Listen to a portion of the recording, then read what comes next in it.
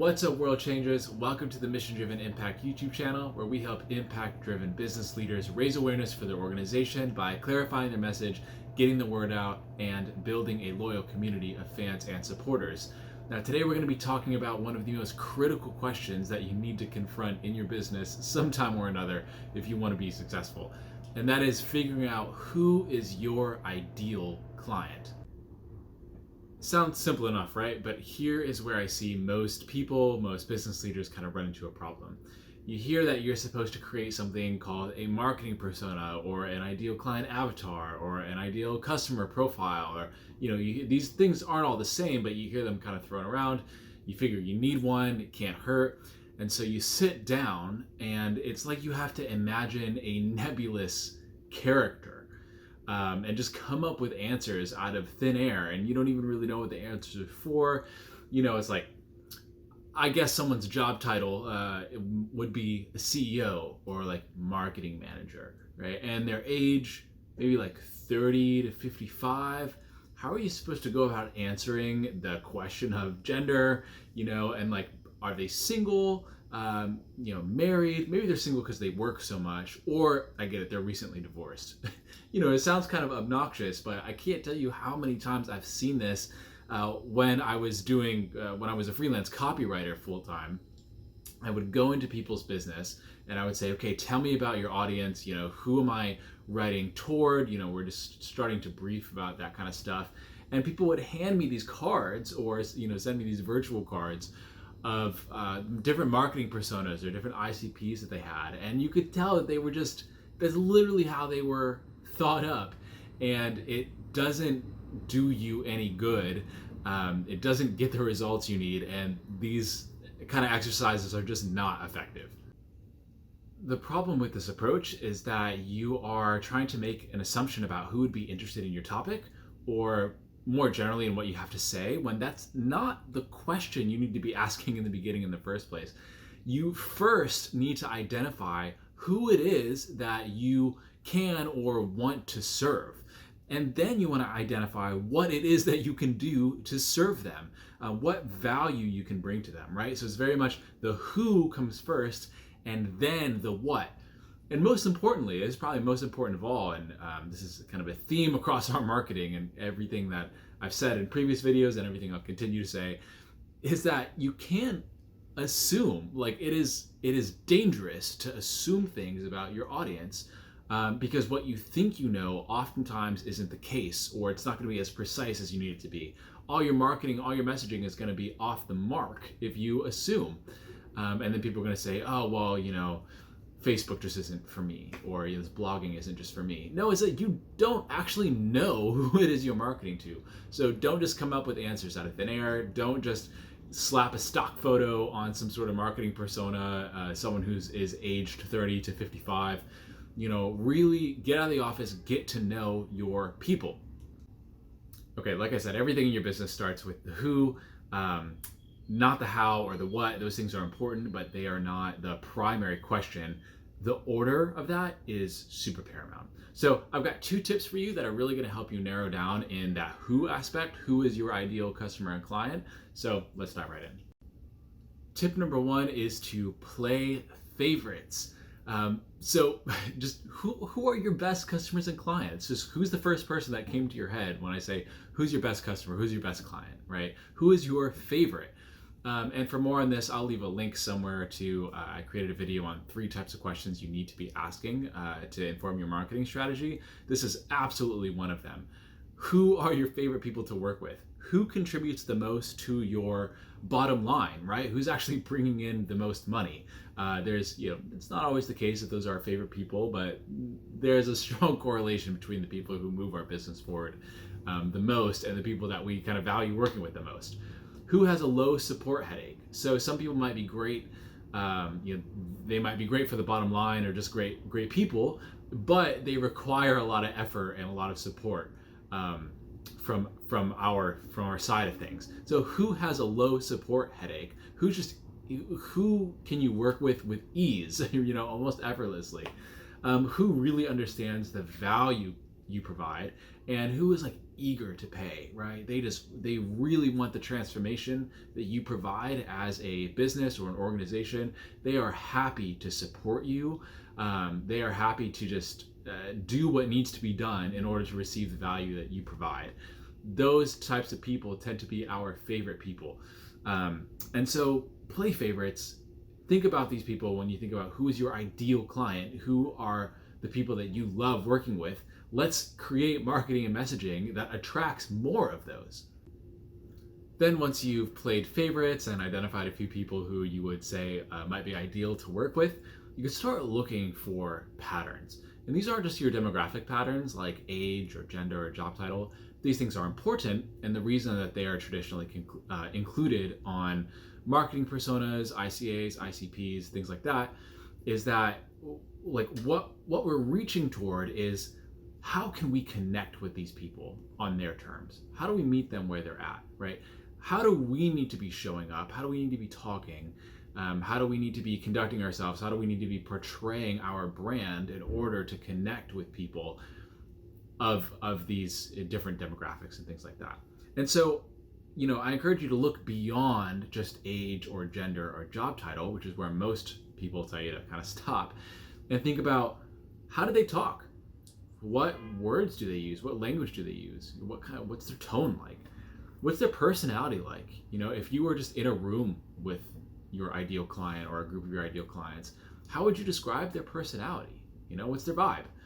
What do they like about your business? Out of all the competitors, out of all the people, again, if you were in a room with them, out of all the people they could be hanging out with, what do they like about you? What do they like about your brand?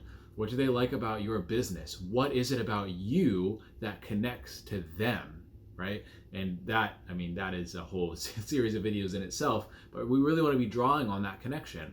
And then what kind of questions do they typically ask? Maybe before, during their sales call, or a discovery call, or just the intake process you have for onboarding people. What kind of questions do they have while working with you, while engaging with your business, whether it's in a donation capacity, whether it's buying a product, whether it's enrolling in a program, and or engaging with a service? What kind of questions do they ask? This is going to get us in the mind of your ideal clients and customers. And again, the reason for this, it's not just so we know what age and gender and their marital status is, right? It's how do we show up in a way that connects with them. Tip number 2 is to think about one person. That is just one real, actual human person who you already know and you can clearly and crisply picture in your mind. Whether this is someone who is already an ideal person you're working with, which if that's the case, just give a second of gratitude. It's awesome. You're already working with your ideal person. And so you can, right, it's just scaling that from there. Or it can be someone who you know, and you know that they would be perfect for you, but you're not quite working with them yet. As long as you can get that clarity in your mind, that's really what matters here. And so ask yourself the same kind of questions, right? What are they like? What are their attributes or their qualities or their characteristics, right? How do they talk? How would you describe them? If you were together with them, what would the setting be like? Would it be, would you be casually talking over a bar, or would it be more in a business meeting?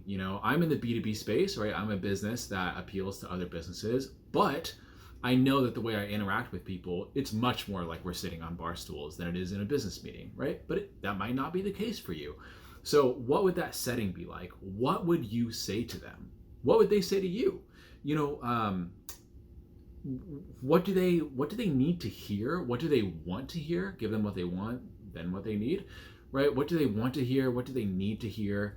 What would add value to them? Also, the list of questions goes on and on and on. You want to get ultra clear on how you would interact with this one person. Chances are, the way that you would talk to them, the challenges that they would tell you they're struggling with, right? The goals that they would tell you they're reaching toward, right? The obstacles they face, all that stuff.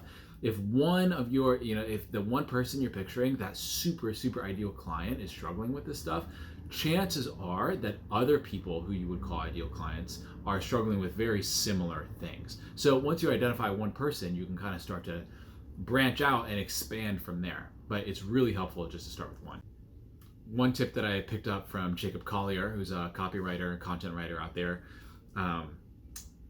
he says that when he starts to write a piece of content, and he goes to picture this one person in their mind, in his mind, but he doesn't quite know anyone who might be in this target audience. He'll go to LinkedIn, and he'll use the search operators to your advantage. Search by job title or industry, company size, things like that.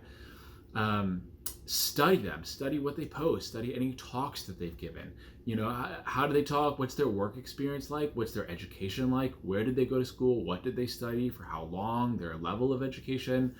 You could even just reach out to them, connect with them, and ask for a 10-minute phone call. You can learn a lot about someone on just a 10-minute phone call, just kind of chatting, and you'd be surprised how many people, are willing to lend a hand or lend an ear to help. Then Jacob says that he writes his first drafts to them, like direct messages to them. So if he's writing a blog post, it's a direct message to them. And I do the same thing, right? This YouTube video is actually a YouTube video to one specific person, right? You might not know it, but that's how I'm filming it. And chances are that other people who are struggling with the same things that he is, they're going to resonate with this kind of message as well. Finally, when you're thinking about this one person, whether it's someone you know or someone you found on LinkedIn, what is it that makes them ideal, right? Why is it that they came to your head? And more than just the questions that we've already discussed in this video. Think about what is it the relationship that you have with them? Is it the ease of working together? Is it the kind of work you do? Is it the amount that they pay you? What is it that makes them ideal? And if they're not 100% ideal, what would make them so, right? If they're a 9 out of 10 on the ideal scale, what would make them 10 out of 10, right? This is a time to engage our fantasy and our imagination. We're really shooting for the best possible case scenario. So don't be afraid of being like, oh, this is unrealistic or people like this don't exist. First of all, yes, they do. And secondly, and I've seen businesses do this over and over and over, where they're like, wow, this is a perfect fit for us, right? Ideal scenario, you're writing fan fiction for yourself and for your business and for your organization, right? When someone cuts if you're a nonprofit and someone cuts a check for a donation, how big is that donation? Where is it coming from? What is that person like? It's easy for us to say, oh, that would never happen, or that's not realistic, or, shoot for the moon here. Shoot for the absolute as best as you can possibly imagine it. And you'll be surprised what falls into place, right? Okay, so what makes them ideal? And if they're not ideal, what would make them ideal? In conclusion, the thing here with all of this is empathy, right? Whether it's one person, whether it's a group of people that are already in your target audience, whether it's someone you find on LinkedIn, right? Whatever the result of all of this is, and I hope you've been taking notes and kind of jotting down some thoughts, the reason that we do any of this, the reason that people tell you to create marketing personas or ICPs or ICAs is to lock in empathy, right? We want to show that we understand who we are marketing to and that we are ready to meet them where they're at on their terms. We're ready to give them what they want and what they need, right? And all of it comes down to how well you understand your ideal client or customer, right? How well are you able to build trust? How well are you able to demonstrate your authority, right? How well are you able to actually connect with someone and use language that resonates with them and spread a message that they can believe in? Every bit of that, every single drop of that rests on empathy. And that is the reason that we go through this whole process of figuring out who it is our ideal client is and creating all this stuff. Okay, great. You've nailed down your ideal client. Now, where do you and your business and your organization come into all of this? That's what I'm going to be covering in the next video. So like and subscribe to this channel, hit the notification bell so when that video drops, you don't miss it. Another thing I want you to do is connect with me on LinkedIn. I'll leave a link in the description below, and I post all my stuff there, so that way you don't have to miss out at all. All right, until then, I'll see you in the next one.